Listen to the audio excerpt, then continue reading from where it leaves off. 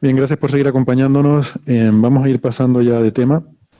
Y una de las noticias que hemos visto estos días y que además nos viene de la tierra de Ángel y de los canguros es se ha publicado un primer resultado importante de ese prototipo ASCAP, el Australian SKA Pathfinder, que es esa especie de prototipo de lo que va a ser el SKA, el Square Kilometer Array, que va a ser la red de radiotelescopios más grande del mundo.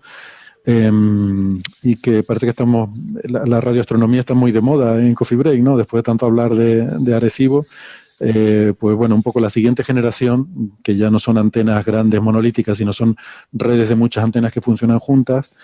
Pues bueno, este Pathfinder, este prototipo que hay en Australia, ha hecho un primer hito, ha conseguido un primer hito que es un gran cartografiado creo que son 3 millones de galaxias o algo así. Aunque Ángel, creo que esto más bien es una especie de mapa que se va a usar para luego, cuando vengan las observaciones ya más profundas, tener una especie de referencia, ¿no? Efectivamente, es uno de los primeros objetivos que se busca con el cartografiado RACS. Cartografiado del continuo de ASCAP rápido, el Rapid ASCAP Continuous Survey. Y claro, lo has dicho perfectamente, ¿no? Se han detectado pues unas 3 millones de galaxias, pero claro, lo gordo de esto es que esas 3 millones de galaxias se han detectado en cuestión de unos 10 días, observaciones que han llevado 10 días y ha observado todo el cielo del hemisferio sur, si no recuerdo más, hasta declinación más 51, o sea, Más 51. todo el hemisferio sur y casi toda la mitad larga bueno, de hecho en área mucho más de la mitad, del hemisferio Del norte. norte. Del Y hemisferio norte, porque todo esto lo que observa día y noche, supongo, ¿no? Sí, observa día y noche. Simplemente hay que, en radioastronomía se puede observar sin problema durante el día, simplemente no apuntar al sol porque es el objeto más brillante también en radio.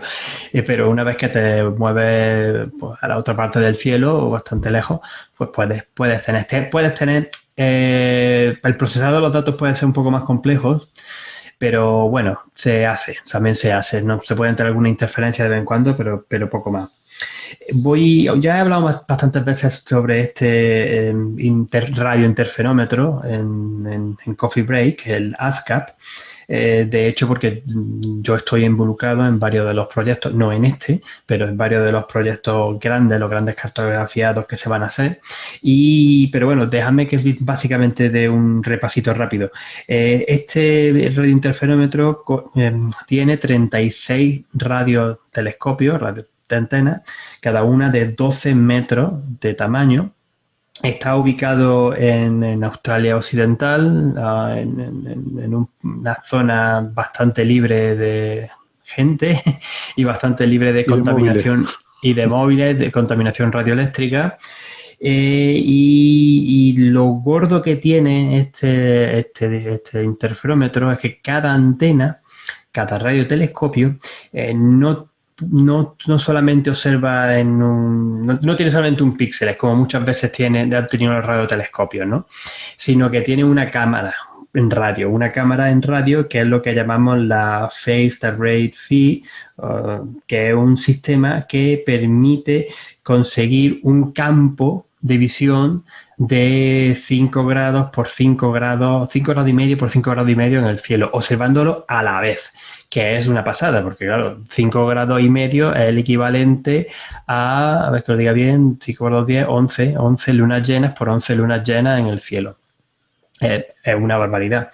Entonces, lo que se ha hecho son conseguir el 83% de todo el cielo en 10 días, consiguiendo 903 imágenes, cada una con 15 minutos de exposición. Y simplemente ya con esto se está llegando más profundo que cartografiados similares que se han realizado en el pasado, algunos de ellos involucrando 10 años y observando una parte más pequeña del cielo, que es lo sorprendente de todo esto. Quiero enfatizar de que aquí estamos observando en lo que se llama el continuo de radio, que digamos que puede ser, pues, para entendernos rápidamente, esto para los astrónomos oficiales lo pillan muy rápido, es decir, un filtro, el filtro UVBR en un óptico, pues una banda en radio es simplemente pues un rango de frecuencia, en particular entre el 700 y 1800 megahercios, y toda la luz que nos llega en ese rango espectral, pues se suma, se integra, y eso es lo como conseguimos hacer el mapa. Los mapas. Como son imágenes, no tenemos información espectral, se tiene, pero no voy a entrar en ese detalle. Lo que conseguimos es localizar objetos. No sabemos distancia, porque no podemos medir esto. Por ejemplo, la línea de 21 centímetros del hidrógeno atómico a 1400 megahercios, 21 centímetros, con la que podemos medir distancia y movimiento y todo eso. No, aquí lo que hacemos es pues, ponerlo todo y hacer un mapa. Y este mapa pues te va a dar desde... Claro, es que por eso te iba a preguntar, o sea, que esto no es como esos grandes cartografiados que se usan para cosmología, donde tienes la posición tridimensional de las galaxias, sino que tienes solamente la distribución en el cielo. Efectivamente, es de distribución en el cielo, donde tienes desde objetos cercanos en la Vía Láctea, muchos restos de supernova, algunos restos de supernova y regiones H2 grandes en las nubes de Magallanes, que también se han visto bastante bien. Y luego, pues cuando tú ves el mapa, y de hecho el mapa es interactivo, se puede meter uno allí en la página, han creado una animación muy chula y mira distintas funciones del cielo y ves muchos puntos y dices, ay, mira cuántas estrellas. No. Esto no son estrellas, esto casi todos son galaxias. Casi todos estos puntitos que vemos en radioastronomía, cuando observamos en radio continuo, son galaxias que pueden estar a miles de millones de años luz de distancia de nosotros. Lo que estamos viendo es precisamente el agujero negro supermasivo, normalmente que está en el centro de la galaxia, con un poco asociado a formación estelar. Ya dependiendo de las galaxias más cercanas, pues podemos ver que están más asociadas a formación estelar, no tanto al núcleo activo de galaxias, pero en la mayor parte de los casos son sobre todo estos grandes tipos de objetos, ¿no? De monstruos de agujeros negros supermasivos. Entonces, claro, conseguir hacer este tipo de observaciones tan relativamente profundas, y eso que es el primer intento, o sea, el primer paso, en solo 2 semanas, pues abre también, da pie a estudiar con nuevas cosas que no se podían hacer antes. Y una de ellas es precisamente la variación temporal de objetos en radio, porque estamos diciendo que vamos a cartografiar el cielo de forma continua, cada 10 días obtener una imagen nueva. Estas imágenes luego se irán sumando, se irán integrando y se conseguirán imágenes todavía muchísimo más profundas, integrando pues 15, 20, 30 de estas épocas, como se dice. Pero a la vez pueden servir para encontrar tipos de objetos que van a aparecer también nuevos, que tienen cierta variabilidad en esta escala, y esto no se ha explorado antes. Y luego... Se las encontrarás restando. Las puedes encontrar restando, sí. No, bueno, o sea, normalmente... más profundo y restando encontrarás diferencias de... Sí, normalmente lo que se hace sí, es que se consigue se tiene una imagen de referencia, se resta la nueva y se ve qué es lo que sale. Y los residuos, muchas veces aparece un punto brillante. Eso, por ejemplo, las imágenes en óptico es como se detectan supernovas de forma bastante eficiente, ¿no? Tienes una imagen que ya conoces de la zona del cielo, tienes las nuevas, directamente el proceso automático puede llegar a hacer la resta, y si aparece cierto residuo importante, que además suele ser que es puntual, pues entonces se identifica como un candidato a supernova. Y entonces, pues eso también va a poder servir para, teniendo esta gran información, cuando podamos, no me sale ni en español, poner combinar todos estos datos de muchas épocas, pues podemos tener una visión mejor de la propia evolución de las galaxias con el tiempo cósmico. Porque, como he dicho, estos objetos los vemos desde muy, muy, muy, muy, muy lejos. Miles de millones de años luz también los vemos en las galaxias cercanas. Y entonces pues se puede estudiar con una precisión que no teníamos antes, pues la propia evolución del universo y la evolución de las galaxias. Los agujeros negros supermasivos y la evolución de las galaxias están intrínsecamente relacionados. Déjame hacerte una pregunta sobre bueno, no sé si has terminado de explicar esta parte. No, ya he dado la visión general, siempre me puedo poner con detalles si me llega, si me preguntáis, aunque no quiero aburrir a nadie. Yo tengo un detalle que me parece muy chulo de este tipo de observaciones y es sobre quizás un poco el funcionamiento de esto, ¿no? O sea, al final lo que uno obtiene es una imagen, como decías, un campo de 5,5 por 5,5 grados con una resolución de 15 segundos de arco o algo así. Pero entiendo que estas imágenes, corrígeme si me equivoco, se obtienen con esta técnica que llaman phased array. Sí. Que lo que quiere decir es que ves la diferencia entre, por ejemplo, un rayo que te venga directamente desde arriba llega al mismo tiempo a todas las antenas, pero uno que venga en diagonal va a haber una diferencia, ¿no? Si el frente de ondas viene en diagonal, entre las antenas que están más cerca y las que están más lejos. Bueno, eso es la técnica de la radiointerferometría. O sea, para la técnica de la radiointerferometría se pueden conseguir a la vez el espectro y la imagen simplemente combinando distintas señales de distintos telescopios, de radiotelescopios, haciendo la interferencia constructiva, que por eso se llama el interferómetro, y construyendo lo que un proceso matemático que se ayuda y se basa en la propia rotación de la Tierra en muchos aspectos. Lo que tú tienes es que esas correlaciones entre distintas señales que llegan a la vez, pero con cierto pequeño retraso, para hacer la construcción constructiva, la interferencia constructiva, pues te van a generar una interferencia que tiene unas características, ¿no? Que normalmente se mide pues, con un número complejo. Este número complejo te van a dar por cada correlación, cada intervalo corto de tiempo, suele ser algunas veces un segundo, otras veces 10 segundos, dependiendo de lo de tipo de observación que sea, te va a dar un puntito en lo que llamamos el plano interferométrico UV. Simplemente lo que te mide es el ángulo y la fase, o sea, el vector y la fase de este número complejo para cada pareja de radiotelescopios. Entonces, un radiointerferómetro típico, pues lo que tiene es pues número de combinar con todas las posibles combinaciones de todos los radiotelescopios individuales. Francis me va a perdonar, no me acuerdo cuál era exactamente de la fórmula del n-1 partido entre 2 o un número de estos. Yo sé que para ASCAP, para el Compact Array, que era donde yo trabajé mucho cuando me mudé a Australia, son 6 radiotelescopios, tienes 15 líneas de base. Cada momento, cada pequeña observación, tienes 15 puntitos en el plano UV. Esos 15 puntitos cada 10 segundos, normalmente para el tipo de observaciones que yo usaba, durante muchas horas, pues tenía pues, miles de puntos que me daban eso. Y luego existe este procedimiento matemático que es la transformada de Fourier inversa, que te cambia de cómo se distribuyen esos puntitos en el plano interferométrico a construirte una imagen. Que en verdad es como funciona, si haces por óptica de rayos, es como funcionan también los telescopios ópticos, exactamente igual. Y con eso lo que consigue es pues la propia imagen con un cierto tamaño, que va a depender, el tamaño va a depender de la antena que tengas, del tipo de cómo sea la antena y la resolución, que es el píxel, pero que en astronomía se dice el tamaño del haz, el beam size, que va a depender también pues de eso, también del tamaño y de la longitud de onda en la que estés observando. Entonces, claro, lo que es particular de ASCAP y la gran tecnología que se ha desarrollado es precisamente este dispositivo, que es el tablero de ajedrez, que está en el plano focal de cada antena, que lo que tiene son estos 36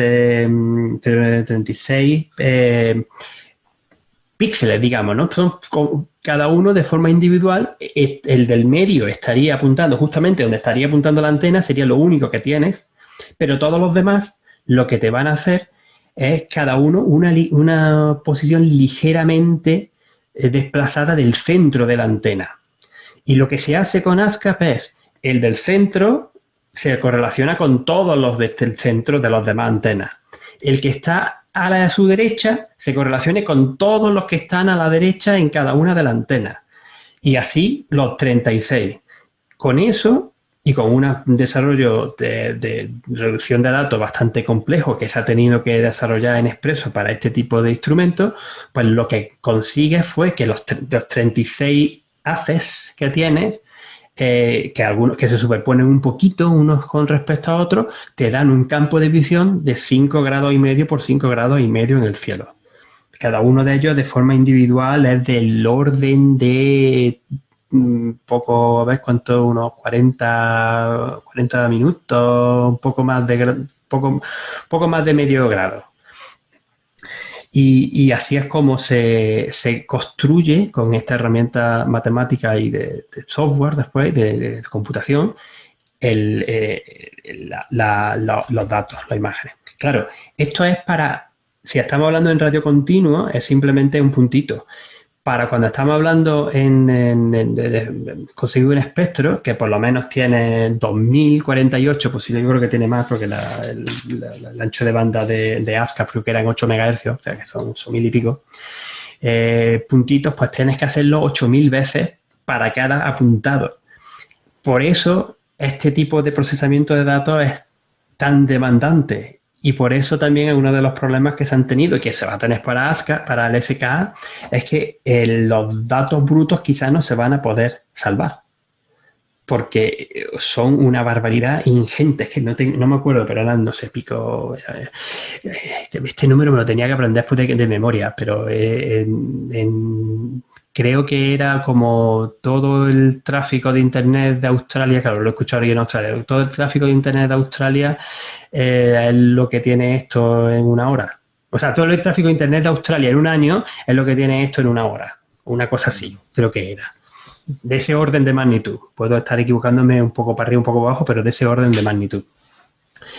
Y claro, ASCAP lleva en desarrollo desde hace ya una década y ahora por fin pues está empezando ya a producir de sus primeros resultados científicos importantes. Ya hemos hablado de algunos de ellos, se han estado haciendo algunas pruebas bastante detalladas de los cartografiados grandes en H1, en la línea de 21 centímetros, para estudiar el gas difuso de galaxias y también el gas de la Vía Láctea.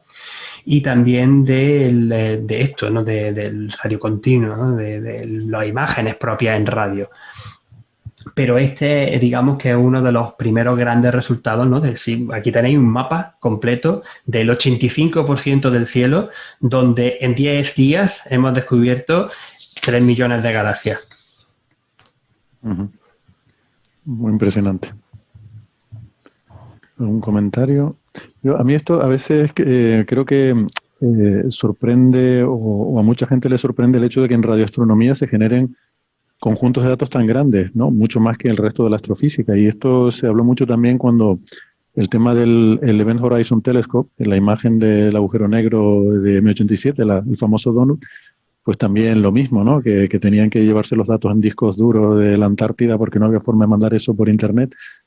Y pues surgió la pregunta de por qué, qué tiene de especial la radioastronomía sobre eso. Y tiene que ver con que, creo que lo he comentado además hace poco alguna vez, en radio pasa una cosa muy interesante, que es que es la única, o sea, es donde podemos empezar con nuestros detectores a medir cómo varía el campo electromagnético. Podemos ver que sube, baja, sube, baja, sube, baja, a medida que la luz es una vibración del campo electromagnético y en radio podemos medir esa vibración, ¿no? O sea, cuando tú ves una imagen de un telescopio en el óptico, tú ves en cada píxel pues una intensidad y has estado integrando a lo mejor 5 minutos para sacar ese punto de luz. Bueno, pero en radio tú puedes ir mirando durante esos 5 minutos como 1.000 millones de veces por segundo el campo eléctrico va subiendo, va bajando, va subiendo. Entonces tú tienes que almacenar en esa posición, ahora sube un poquito más, ahora sube otro, durante esos 5 minutos, 1.000 millones de veces por segundo, cada puntito de eso, como sube y baja, ¿no? Y eso es todo ese volumen de datos tan grande. Que ese punto no lo he dado por no complicar más la cosa, ¿no? Que aquí estamos observando las dos polarizaciones a la vez. O sea, que los mapas se observan, tú puedes decir, vale, integro todo, fuera, me olvido de polarizaciones, tengo el mapa, que es lo que se ha hecho aquí, pero otras veces lo que interesa es decir, bueno, pues voy a sacar el mapa de una polarización, el mapa de otra polarización, y después ya me pongo a jugar con los parámetros de estoque y hago lo que quiero, quiero ver cómo está la polarización. Y eso hay mucha gente que lo hace. Obviamente, eso es puede ser algunas veces un poco más difícil porque ya estás perdiendo luz. o sea, estás perdiendo luz porque estás dividiéndola entre las distintas polarizaciones y entonces para algunas cosas pues no interesa, pero para otras muchas sí, porque pues, tú esto lo sabes mejor que yo, Héctor, todo lo que son estudios de campos magnéticos en el medio interestelar y en galaxias, la única manera de que tenemos ahora mismo de hacerlo es con la radioastronomía, usando la polarización de la luz gracias a este tipo de técnicas. Muy bien. ¿Alguna cosita más? Pues yo no sé si podemos despedir a Ángel y dejarlo que se vaya a dormir, porque debes estar muy cansado. No sé si te apetece seguir la conversación o prefieres irte a descansar. Sinceramente me apetece continuar. Otra cosa es que dentro de 4 horas, cuando me digan te tienes que levantar y tienes que estar con el crío y tienes que llevarlo para aquí y para allá, me voy a acordar de todos vosotros. ¿De qué vamos? ¿Cuál es el siguiente tema? Bueno, pues si quieres, estaba pensando, podemos ir con el de las estrellas estas súper rápidas, ¿no? Que se han descubierto con Gaia.